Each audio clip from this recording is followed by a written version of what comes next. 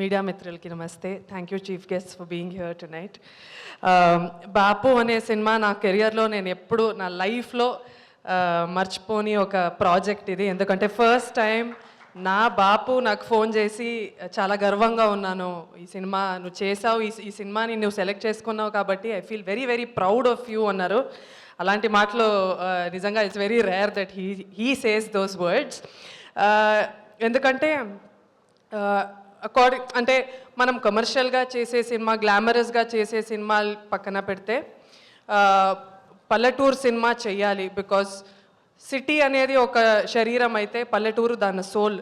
So every actor has to do role. ఒక పల్లెటూరు కథ చెయ్యాలి, అప్పుడే నువ్వు ఒక Indian actor, otherwise you are not an Indian actor అని చెప్పే మా బాపు.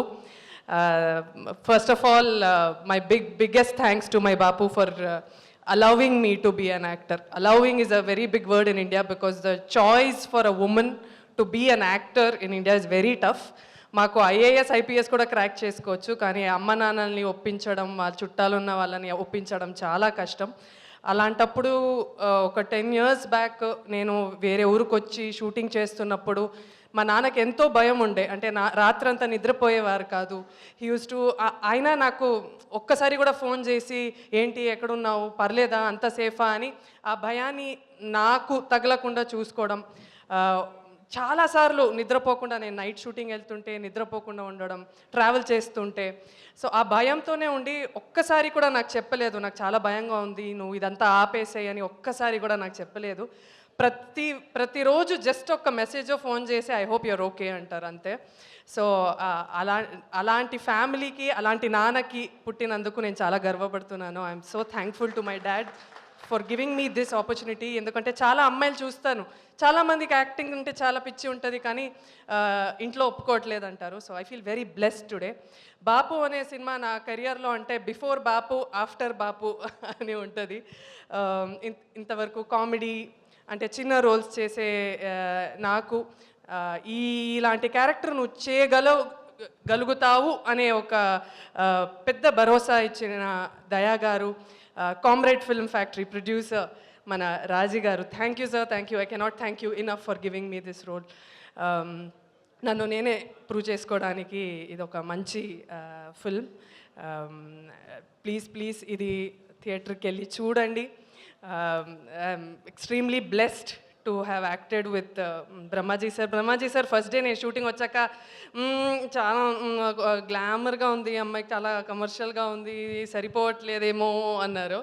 అది నేను ఛాలెంజ్గా తీసుకున్నా. ఫస్ట్ డే అలా ఉన్నా, కానీ కొంచెం డల్ మేకప్ అంతా వేసుకున్నాక ఇంకా ఆయన కన్విన్స్ అవ్వలేదు. ఒక 3-4 days తర్వాత అంటే పొలాల్లో మనం షూటింగ్ చేస్తుంటే అంబ్రెలా తీసేయి అని చెప్పి అట్లానే ఉండిపోయా. ఒక 12 hours 13 hours I was just standing under the sun to make sure I tan fully and I convince him. ఆయన్ని కన్విన్స్ చేయడం నాకు ఫస్ట్ ప్రాజెక్ట్.